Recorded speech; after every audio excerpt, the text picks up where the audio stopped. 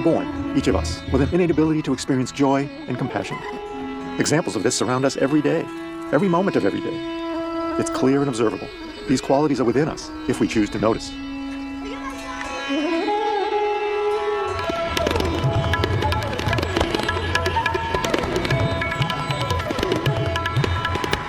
Many challenges confront our ability to access this natural state of being, which can leave us feeling vulnerable, disconnected, anxious, and lost. We're all stressed out. I mean, that's the reality of it. Everyone's stressed out.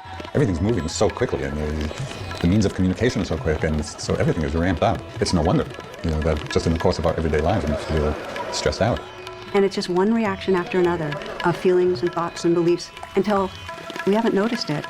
But minutes, hours, or decades have gone by, and we really haven't been fully alive in this body. We haven't been in our hearts.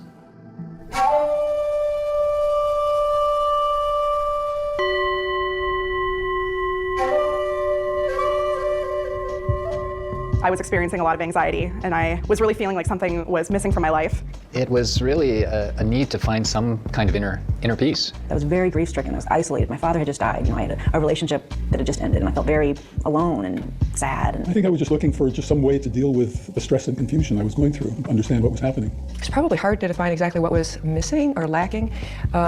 Maybe a sense of tying things together, things really making sense. That kind of what's the purpose? Why are we here? And instead of sort of gliding through my days on the surface of the water, I wanted to dive deeper and enjoy the experiences of life more.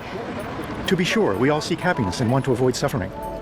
Paradoxically, this constant striving and accumulation of what we think will bring us happiness in itself can become yet another source of frustration and worry. To help us back to our natural sense of calm and the joy of being with our present experience, no matter the circumstances that surround us, we have available to us the practice of meditation.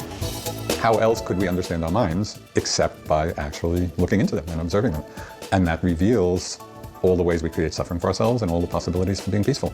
So it's very pragmatic. It's just this pragmatic way of coming to a more peaceful, loving state. Yongey Mingyur Rinpoche is a world-renowned meditation master, best-selling author, and respected teacher. Although when you see him now, he has a palpable sense of lightness, peace, and ease. He wasn't always this way. When I was young, I had panic disorder. So I have a lot of trouble with my panic, anxiety. It was developed with me when I was 7, 8, 9 years old. And I learned meditation from my father. I tried to meditate. I was very lazy.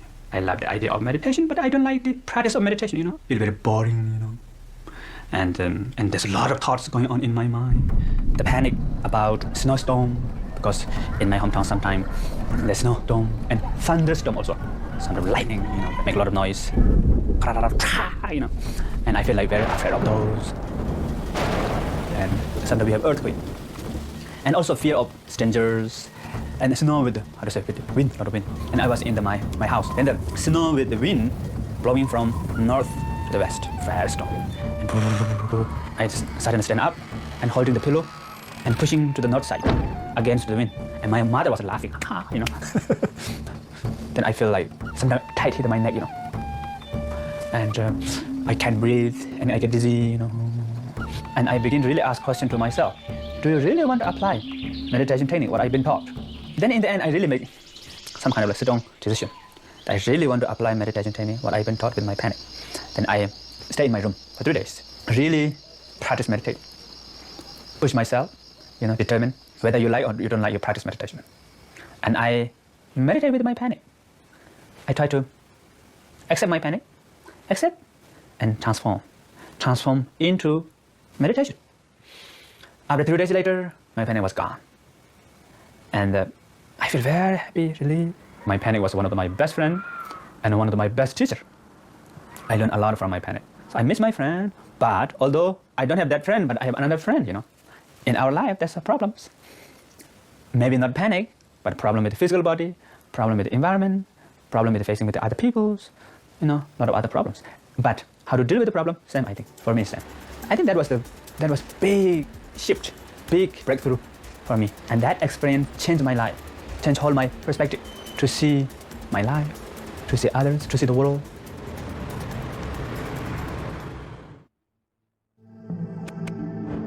Today, meditation can mean many things to many people, and there are many different methods. No wonder that its entrance into the mainstream culture has conjured up a host of misconceptions, along with overpromises. This, in turn, has led to false expectations that can pose its own challenges. Well, I think I had the classic, I'm going to like bliss out, as people say. I'm going to just have a calm and empty mind. I totally had the expectation that I would become calm and peaceful and blissful, yes. It's this idea that you're totally disconnected. My favorite thing my dad always asks me when I go on retreat, he says, what are you, in a trance for a week? When people use the word meditation, we have loaded up that word with so many popular ideas of what it is, and then consequently why I can't do it, that meditation means that we don't have any thoughts in our minds, or that meditation means that our mind is quiet, or that we feel good, or very, very peaceful, or blissful. And if we don't have that particular experience, then we're not doing meditation. We can sit down in any one session and feel like my mind should be able to get calm right here, right now. And if that doesn't happen, it's not working. And that kind of undermines the whole practice. While meditation practitioners from around the globe report a wide variety of personal experiences, they all fit into some common themes. I did have an image of what meditation was supposed to be like, and I certainly wasn't doing it, but I was really giving it a good try. I was probably trying way too hard, and that was one of the problems. What I really remember from beginning to meditate was sitting down and meditating and starting to count my breath or just be with my breath, and really 15 minutes later, all of a sudden realizing that I'd just been completely lost in thoughts that whole time. Well, it's almost like your thoughts are just going all the time. And in the beginning, when I first started to meditate, it was overwhelming. It is just this really quirky, crazy place where, the past will jump up and then future will arise, and then an incessant repetition of a song will come through, and then there's a pink dolphin, and then there's my grandma, and then there's, last episode of Boardwalk Empire, and then, what am I going to wear tomorrow? By allowing all your emotions to come at the beginning, it seems like they're rushing in and you're losing control. When we sit down, we actually are confronted with the craziness of our minds. We see that actually our thoughts and our emotions really have been completely out of our control for a long time. Oh my gosh, when I first started meditating, it was extremely challenging. I had moments where it was calm and peaceful, but then there were the moments that were really torturous too. Within 2 or 3 days, I could notice a slight difference. I mean, you don't have to meditate for 30 days to notice any difference. It comes right away. It's amazing. I immediately felt like a peace and like a relaxation that I never really felt, especially after starting medical school. I think my whole shoulders just dropped. It was just a full body relaxation, like a physical feeling even. We try to manage our life. And we try to do many different things, we have job, business, and try to build a relationship with others, do many different things in our life. But there's one blind spot. We have no idea about how to manage our mind, how to train our mind. There's a lot of problems, big problems, actually, comes from that. Because in our life, sometimes we try to solve the problem, to avoid the problem. We try to have happiness from material perspective. Although our life is wonderful, if you like to have a nice car, okay, I have a car, and nice food, you can get right away. But even though still you're unhappy, still there's feeling of I can do better, still you have not satisfied. So these material things cannot give you real happiness. Why? Because monkey mind problem. Most of the problem in our life is created by our mind, what I call monkey mind, crazy monkey mind. So if you put one monkey in the grocery store, what happens? Make a lot of problem, yeah? Messy. But if you want to train the monkey mind, you cannot train your monkey mind just like tie the hand and legs of monkey mind. You cannot really block the monkey mind and use stick, beat the monkey mind, doesn't work. But the monkey mind, like job, normally what we call restless. It's very active, a lot of energy, blah, blah, blah, blah, yada, yada, yada, doing many different things. And especially want to make some problems. If there's problem, monkey mind happy, I have job. If there's no problem and the monkey begin to feel, oh, I'm become jobless, not good. And soon I become homeless, who knows, Better to make one problem right now, and then search and make similar problem as a big problem. Something just clicked when he said, well, we all have monkey mind. And I felt tremendous relief. Yes, okay, it's okay to have monkey mind. I do. The nature of our experience with mind is that mind is pretty wild. And the way that monkey moves, for many people, not everybody, but for many people, is in patterns that really cause a lot of pain. I'm a schmuck, I don't know what I'm doing. I've never been able to meditate before. This is just confusing. This is just a waste of my time. I'd be better off outside going golfing. It's just such a great analogy for what the mind is really like. I mean, this image of the monkey that has this kind of endless curiosity. It's never sitting still for a moment. It's always flitting around, looking at everything in the room and playing around.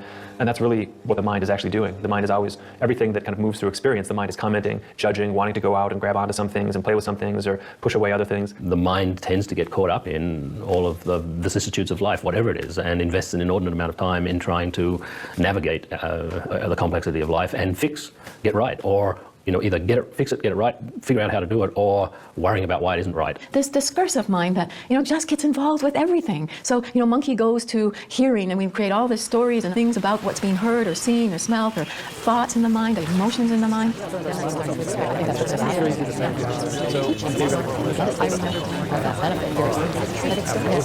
Monkey just has a heyday and it's exhausting. It doesn't bring us satisfaction. It always has that promise, so often has that promise that it's going to be, now we'll really have fun, but then we get spun out by what monkey mind does. If I have free time, before I would spend the free time, watching television and maybe playing video games, Candy Crush. I used to think it is a way of enjoying life. After meditation, I found that it's not really happy. If I'm happy, how come I play level after level non-stop or watching television there? All the things that are coming at us so quickly, we have instant communications with the cell phone. We have a huge amount of information coming. And my sense is that it's so easy to get lost and caught up. And the thing that's really tricky is that we don't even know we're lost and caught up. There's more and more coming at all of us faster and faster. And, expectations in our work lives, and then social media, and just there's always information and stimuli coming in.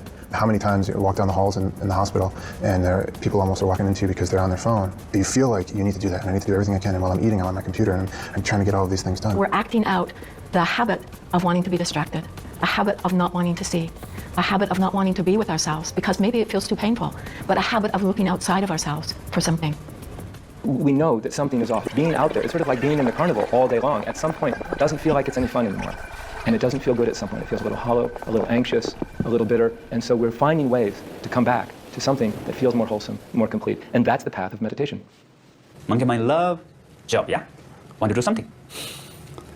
It's like the meditation technique is actually you are giving job to the monkey mind. It's a win-win situation. Monkey mind like job, and you are giving job. So monkey mind is also happy, and you are happy because you become boss. Normally monkey mind become boss, our boss. Blah, blah, blah, So what we call, there's no freedom of mind. But don't give full-time professional job to the monkey mind. So there's no habit to work full-time. So just part-time, temporary job. The monkey mind is like full of thought and full of emotions. And unluckily, there's a lot of destructive thought and destructive emotions. And these are making problem. Why they make problem in our life? Because they are controlling us. How to have the real happiness, which is no need to depend on the outside circumstances. And that is you have to train your mind. And how to train your mind? Through meditation. It makes your mind become calm, peaceful, clear, and also what we call pliable and walkable. First, you have to know who's giving job to monkey mind. This is very important. We are not thinking about this normally. Who's giving job to the monkey mind? Awareness. There's a special consciousness who makes decision, knows itself, is experience itself. For example, if you have thought, emotion, the awareness knows. What is awareness? Awareness is the mind that knows. Oh, I'm happy. Oh, I'm not happy. Oh, what I'm thinking. That's the awareness. And there's many jobs. You can offer many jobs. So today I would like to choose one job. Please keep your spine straight and just relax now. Relax your body. Just listen to the sound. Don't meditate. I'm not teaching you meditation. Now please close your eyes and just listen to the sound. You don't have to meditate, so you don't have to worry about the other thoughts, emotions. You can have thought. You can have emotions. But your mind, just notice the sound, recognize the sound, realize the sound.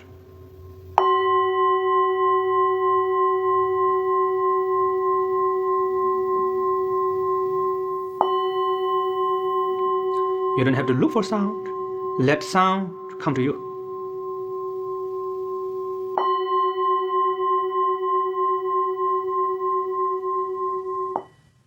Okay, that's finished. Now I have one secret. The real meditation is just listen to sound. That is the meditation. Even you don't have to meditate. You just be there. You just listen to sound. That's all. The meditation here is what we call two things. No meditate, but don't get lost. So there's awareness. So because of awareness, you'll not get lost. But you don't have to block everything else in. No sound, no other thought, no emotion, sound. Oh, there's thought again. No, sound. Oh. If you try to put more and more focus on sound, then you cannot almost hear the sound. Almost you cannot grab it, and you see many other thoughts, many emotions. You get itchy here, and you hear another sound, and you see things around you, or many different things can happen. Normally, you just listen to sound, but now here, you're listening to sound. Normally, there's nothing in the center. Now the awareness is the center. So you're giving job to the monkey mind. Hello, let's listen to sound. And monkey mind says, oh yes, that's a good idea. Listen to sound, but not too long. Only for a few seconds, and monkey mind forgot to listen to sound, and you're in the McDonald's and eating hamburger, Oh, you forgot. Oh, listen to sound. For a few seconds, you may listen to sound. You forgot. You're in the past. But listen to sound. It's like that, Repeat again, short time, many times. Mindfulness, in the context of meditation, is really the quality of mind that maintains the continuity of awareness. So the opposite, you could say, of mindfulness is distraction. So long as mindfulness is present, then the mind is staying present to whatever the focal point of meditation is. So for example, if one is meditating on the breath, then mindfulness means to simply maintain the continuity of awareness on the breath. Whereas distraction, one would be caught up in thoughts or feelings or memories and no longer present with the breath. The knowing quality of the mind rests on the experience in some way. We're not distracted, we're not thinking about things, thoughts might arise, or if other feelings or other things might come up, but we're able to just be mindfully present with whatever is happening in that moment. And that constitutes meditation. Monkey can begin to settle down a little bit by giving monkey a good job, very skillful job, very subtle job. And to the degree that monkey settles, these qualities of awareness are accessed and begin to radiate. In many ways, it's as simple as that. So all I do is just gently rest my awareness on any sound that's happening. And then I recognize that I'm aware of that sound. So it's not just listening to sound like listening to a piece of music that I enjoy, but it's the recognition that I'm aware of listening to that sound. And so at first I would sit in my room and I'd open the window and I would hear little birds chirping. It's lovely, just sit there, just listening to sound. And then someone would be mowing the lawn, and at first, but then eventually, that sound too. Just listening to sound. Just listening to the lawnmower. Now really, when someone turns on that lawnmower Saturday morning, it doesn't bother me. It's just listening to sound. Now I still need to work on just listening to a child whining. But I'm getting there. We go from being so lost in thoughts and just being absorbed and completely driven by them to, learning about that monkey mind is there, and then learning how we shift our relationship to it so that not only does monkey mind, which usually drives us crazy, we recognize that, but then we can use it as actually a powerful tool for our meditation. We can start to learn how to use thought as meditation. Stillness and quiet, and we're back, and then the breath, and there's one, and breathing in, breathing out, and then here comes that pink dolphin again, and here comes, and so it's just a funny place, and if, as a grown-up, you see this as, if you haven't experienced it before, you see this chaos as being quite problematic. It's not, it's just the nature of your mind. So it's some form of a war with ourselves that we have, and if we fight, yes, so it doesn't help, it fights back. If we suppress, it gets angrier, but if we just bring this very mild, very soft, but very, with an intention, this kind of awareness, it helps. And when we have this capacity to feel the life of the moment and allow it to be just as it is, rather than resist it or run away, we actually come into a sense of wholeness and inner freedom that allows us to respond to our life with a tremendous amount of intelligence and compassion. So rather than thinking of meditation as reaching some calm, serene state of mind that we just somehow experience endlessly throughout our lives, it's actually learning to touch in with the deepest suffering in our lives, with the confusion in our lives, with all of the highs and the lows of our lives, and really throughout all of that finding this thread of well-being that isn't tied to all of those highs and lows. You're right up against, in many ways, yourself, and that's uncomfortable. It's also the beginning of freedom, frankly. It's the beginning of waking up. It isn't so helpful if we suddenly go, okay, I shouldn't be distracted, I shouldn't be doing this, but instead we start to pay attention to what distraction feels like. What's my mind doing in this moment? If we start to feel that rather than just being run by it. And that's what meditation is so good for, because we keep acting out what we feel, but we don't even stop and see that. We don't know how even to be with these feelings. And through learning about meditation, it helps us to find the refuge of awareness. That it's very different to be with distraction, anger, aversion, fear, and be present to it than to be lost in it. Perception begins to shift. We look at ourselves, and it's not that we're not still kind of screwed up and confused and tangled up, but we're not so desperate about it. So it's more like just becoming a little less tightly wound, a little bit relaxed, and then we begin to taste what's there. I think the regular practice of meditation, it's sort of like playing a musical instrument in a sense. You can't show up at Carnegie Hall or even in a jam session with friends if you don't practice on a daily basis. It's not a linear path. It may be a path for you that's up and down. You may have days where it flows very easily for you and very comfortable, and other days when it's like, okay, it's a bit of a struggle.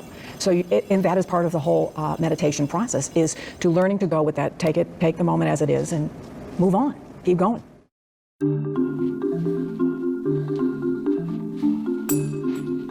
So one meditation technique is not suitable for everybody. So what we call one medicine cannot cure all disease. Each disease needs different medicine, yeah? Because everybody has a little bit of different personality, different mentality. So first you have to choose which one you like the most. For example, if you like to meditate on sound, first practice with sound meditation. Or if you want to focus with the breath, begin with the breath. general result is same. They all have same result, because although the objects of meditations are different, but the essence of meditation is what? Awareness, mindfulness. So awareness with the breath, awareness with sound, the general result is same. But change is good, because if you alternate these meditation techniques, you can keep your meditation fresh, and also you can develop more faster. Science has contributed to our understanding of the effects of meditation on the brain and body. The research that we've done on meditation in the brain has focused on two major domains that meditation actually affects. One is attention, and the other is emotion. And what we have discovered is that the circuits in the brain that are important for regulating both attention and emotion can be transformed by meditation.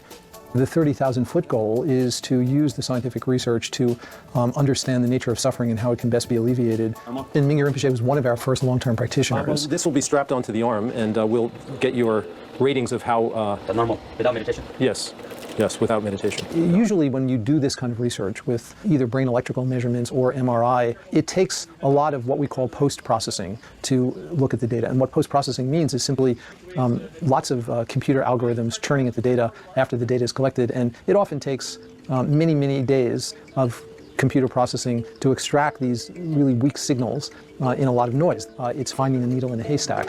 With Mingyur Rinpoche, we didn't need any fancy post-processing. We actually were able to see a signal with our naked eye. Of course, the first thing we thought is that there's artifact and there's something wrong, because it just is not something that we typically would see. And so then we had to go through the entire recording system and take everything apart and put it back together before we convinced ourselves that this is actually real. Then when we discovered that it was real, it was really quite amazing, because nobody had ever seen these kinds of signals before for this length of time. And what we were looking at are gamma oscillations in the brain. They're very fast frequency brain oscillations, and they're seen in any ordinary person, but they're seen for very, very short periods of time, typically less than 1 second.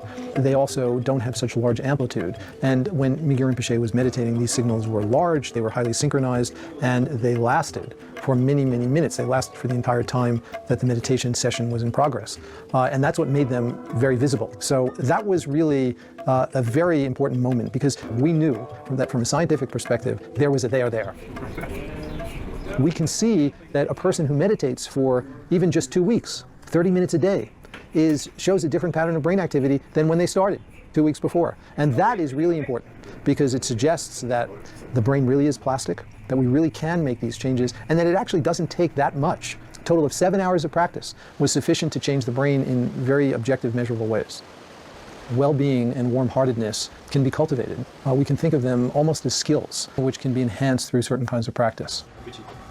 Science is really the religion of the modern world, and it's important for us to understand the dynamics and the effects of anything before we're ready to incorporate it into our lives. And I just think of exercise as a perfect example of this. If you think, 50, 60 years ago, scientists really began to look into how you kind of create health and well-being in the physical body. And it was based really on the research that was done showing that just basic, a regular exercise routine had all of these benefits for the physical body and for health. And I think now what research is beginning to show with meditation and with looking into other aspects of training and caring for the mind is that you can equally train the mind to be healthy, to be well, and even showing the relationship between the mind and the physical body, things like the immune system and so forth. We know from neuroscience research that our brains are constantly being shaped. Neuroplasticity is alive and well. However, our brains are mostly being shaped unwittingly, mostly being shaped by forces of which we're not conscious. And the invitation here is that we can actually all take more responsibility for our own minds and brains and shape them in a more intentional way. By cultivating healthy habits of mind, we can change our brains in ways that are beneficial. When they engage in compassion meditation, you see powerful activation in the brain that you don't see in other people. You see connectivity in the different areas of the brain that you don't see in untrained people. A whole host of differences that lead to scientists to conclude, well, when people practice in this way, they're different in the end. And the difference is a very positive one. So people will start to think. We're bringing this to the workplace. We have the aspiration of developing a smorgasbord of options of simple, short, secular practices that are designed to be done at work. They're practices that may range from between 3 and 10 minutes. They can be sprinkled throughout the day. And allowing the eyes to close if that's comfortable, but it's perfectly fine to keep the eyes open. And if you keep your eyes open, you want to just gaze outward and down a bit, letting go of all that has already happened so far today. So I think that the capacity for kindness and for understanding, for compassion, that those kinds of qualities that are naturally cultivated through this practice then filter out into the workplace and really impact people's lives in a very, very positive way. You can't divorce the two. You can't say, well, I'm the meditator over here and I'm the secretary over there, and the two shall never meet, because that's just not how we function. So it was quite delicious for me to be with people who were not only becoming more proficient at their jobs because their attention spans were developing and their hearts were opening, but also to see that their hearts were opening and their attention was developing. And so it's impossible for that to not pervade your life, because it's a transformation of your heart and your mind. So you're bringing all of that to your job, but you're also bringing it to the rest of your life. You know, you have a kind of a formal session, which you call your meditation time, but it's not that you stop watching your mind or being aware of it. That continues for better or for worse throughout the day. And it can help you manage, the upsets or the crises or the turnabouts of daily life because you're simply more aware of what's going on in your mind. Bay State Medical Center in Springfield is the leading health facility in Western Massachusetts. The center offers weekly mindfulness group practice sessions free to all employees, and many are making time to practice and integrate the techniques into their busy lives. I'm able to manage the challenges and stresses of every day a little bit easier. And if you'd like to allow the awareness to expand to include the entire body from the top of the head all the way down to the toes. People feel like they have a more sense of control in their lives, control over the reactions that are happening from moment to moment to maybe staying relatively safe. So when something really challenging happens at work, they're able to catch themselves, shift and change a little bit, and have it not have so much wear and tear on them. I've always worked on the trauma service. We also take on acute care surgery, so we tend to take care of the really sick patients. We see people who are energized, who are having the flight or fight response based on having recently had a trauma or are in the midst of a critical illness. Either they are very ill and then their family members around them are also very engaged and are usually fearful or anxious or worried, and they may or may not have had any warning about this illness that's going to happen or the trauma that occurs. And so it is a time of extreme stress for families, and being able to walk through that with them can be difficult.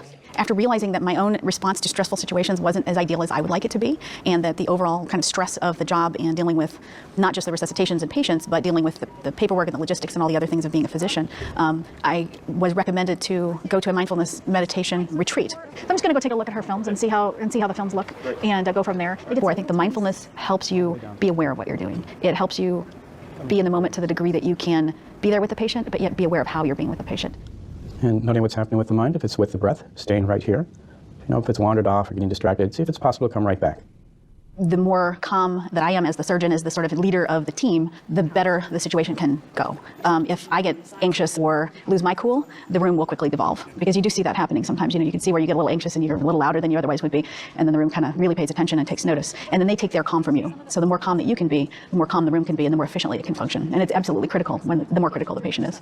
I think mindfulness has been really helpful for me in allowing me to focus and actually have a plan about how to take care of myself so I can help take care of them, so that my anxiety in the situation isn't the forefront. I can help them take care of theirs. Hey, Jason. How are you? You can be a better interviewer and get more information from your patient. If they really feel that you are connected with them, that you are paying your full attention to them as a person, they're going to be much more open with you. You're going to get more information, and then you're going to be able to process that information in a better way. And you're also going to be able to avoid some of the fairly common errors that happen. If you've had some mindfulness training and are aware of the potential for these kinds of errors, and you have trained your brain to be in a sort of awareness mode all the time, you can, I believe, prevent a lot of the errors that happen in medicine now.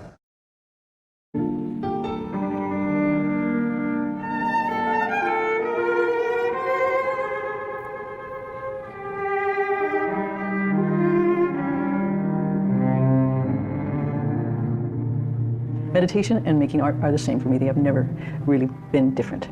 It is simply, it is so simple as just paying attention. That's all it is.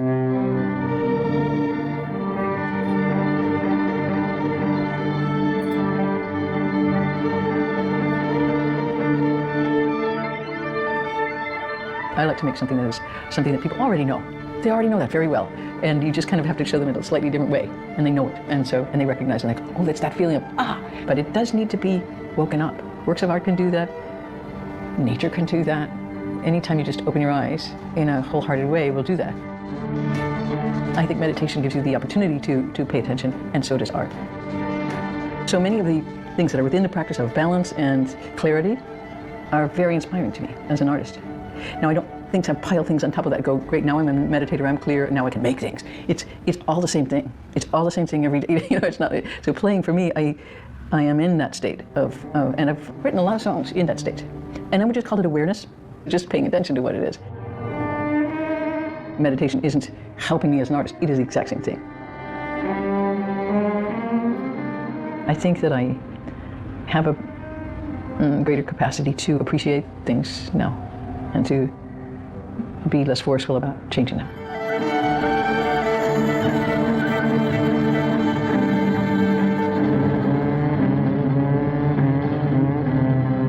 We don't know what's going to happen. Choose to love it. Choose to be happy. Thank you. And good night.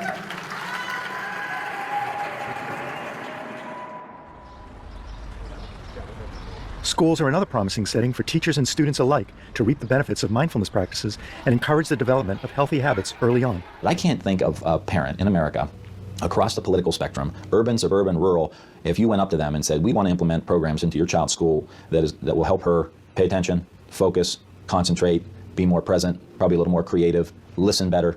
I mean, who's going to be against that? And we're just going to count our breaths for a few moments. Just remembering that our minds might wander away. We might be distracted by a sound or a thought or a feeling. And that's all right. That's normal. We're just going to see if we can notice when that happens and then bring our minds back to counting our breaths.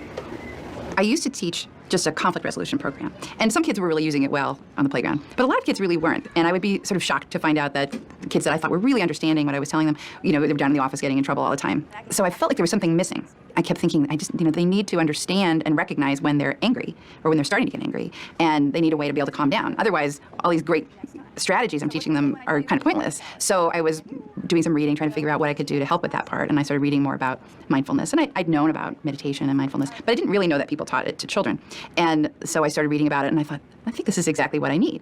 And I really wasn't sure how they would respond to it, but I just tried it out. And right away, I could just feel this was the foundation of everything I was teaching, and it was what had been missing.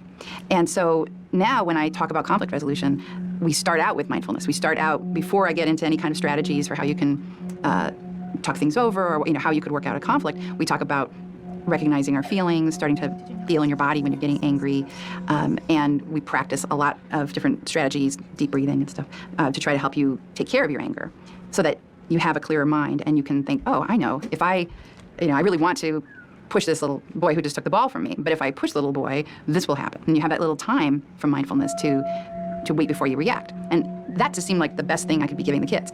Now the conflict resolution skills are almost like gravy. I mean, they often use them, but without that step, without that space between their feeling and their response to their feeling, the conflict resolution stuff didn't really work. I think mindfulness really has helped our school. It really helps kids calm down, like when kids are on the playground fighting, which a lot of kids do, I've seen happen. And it's just really helped our school so far. Well, it helped me calm down, and it helped me and my friends not be so angry at each other anymore. It definitely makes me a better friend because mindfulness makes me kinder. One of the big changes is that we used to have a refocus room, and the refocus room was just what it sounds like, a room for kids who are having difficulty to get refocused in terms of behavior. Take 3 deep breaths. And the fact that we no longer have a need for a refocus room, I think speaks volumes, and I think in large part is due to the mindfulness program and kids being taught and trained how to handle their emotions better, because most of the refocusing had to do with incidents that occurred because our emotions get out of control. So when we're talking about kindness, we're talking about being mindful of other people's feelings. We're talking about being mindful of kids who are being left out. We're talking about being mindful of being patient with kids who might be different from you or who might have some challenges. And I sort of try to incorporate the ideas of mindfulness into all the things that I'm teaching now. May I be healthy and strong. May I be peaceful. And just take a moment to notice what that feels like for you. Any way that you feel is fine. Just try to notice it. We start the day with just breathing in and out and breathing in all of our stress and things and taking it out. And then we're ready for the day and we're ready to take maybe some challenges that may come in for the day. I think kids use it to help them with their focus, to help them just be calmer and happier. I mean, I can tell that this is a happy group of kids, and I really think that the majority of that has to do with the fact that they're able to identify happiness in themselves and identify their feelings and their thoughts, and it just works for them. It makes me feel better and more relaxed than how I was, because when I'm mad, I get really mad and I just feel like I'm going crazy because I just don't really know how I feel at that part. But then when I start breathing, I feel more relaxed and calm and more peaceful. She's aware now when she's starting to get frustrated. And so before it builds up in the way that it used to, she kind of knows what to do. She'll go off to herself, she'll go in her room, she'll close herself off, she'll do some breathing, she'll come back, we'll talk about it. Something about breathing in and out just helps your body feel a lot calmer and get you back on course. During tests, big tests, I'm like, ugh, what if time runs out? I'm never gonna get this done. And then I'm like, wait a second, I have mindfulness. What about I just do that? And then once I do that, I like realize that, hey, this isn't as hard after all if I just calm down. Let's get in our mindful bodies, so get up nice and tall. They understand that it feels good to their bodies, and they do like it, and they do ask for it, and they're excited for it. They love listening to the bell. They love taking deep breaths. It's something that you can bring anywhere. Like, it's like a bag, that's how I imagine it, where you can breathe. And like earlier today, somebody was, I said something to somebody and then they got mad at me, and then I was really mad at them, but then I remembered how sometimes they got teased a lot, and maybe it was because it just made them feel better, and mindfulness helped me not be as mad at them, because even though they hurt me or whatever, they were just doing it because that's how they felt, and that's how they wanted to recover, so, and I was fine with that. My anger is just like totally like washed away. It's sort of like an ocean, like it just sort of like, you know how like the water like it goes up against the shore? That's sort of how it felt to me. I started out learning it for them, and then it's had this huge impact on my own life and on my teaching. Mindfulness is like awesome. I love doing it. And if you really want the kid to be successful and go out into the world and be able to survive and succeed and thrive, this is the best skill you could give them. So meditation is a way to help us find our way back to home. What is home? That quality of sort of stable, open, clear, just sense of well-being. This is what Mingyur Rinpoche is talking about when he talks about joy. I can watch myself now in situations that I know would have just gotten me so immediately angry. That reactivity that absolutely had its way in my life, it really doesn't have much of a chance anymore. I'm more able to be aware of what's happening while it's happening, and I think that creates space for me then to respond to what's happening rather than just react. Inner peace, stillness, contentment, confidence, compassion, wisdom, all these things that we think that we have to develop or that we don't have and we somehow need to cultivate or obtain or attain. It's more a matter of exploring one's mind and one's experience and seeing that actually all of these qualities are there in the present moment and we just haven't recognized them. I think it just helps slow things down. I am so much more comfortable in my own skin because I'm not reactive. It's not that we need to shut off our emotions or shut off our thoughts, but we're no longer ruled by them either. So we have a choice. And what's really powerful is you watch it, it arises, it's there, and it passes away. The meditation, it changes my experience of the world. And so then that in turn changes the world that I was experiencing. When we begin to consciously engage with our experience in the moment, we begin to see truly how our mind works and the connection between external experience and our internal experience. The story of our lives, the experience of our lives, really has its origin in our own minds, of how we see things, how we perceive things, how we react, how we respond. That's all within ourselves. And to learn about that, we don't have to be caught in the habit patterns of our conditioning. To see that there are options for how we respond to circumstances, it's a hugely freeing thing.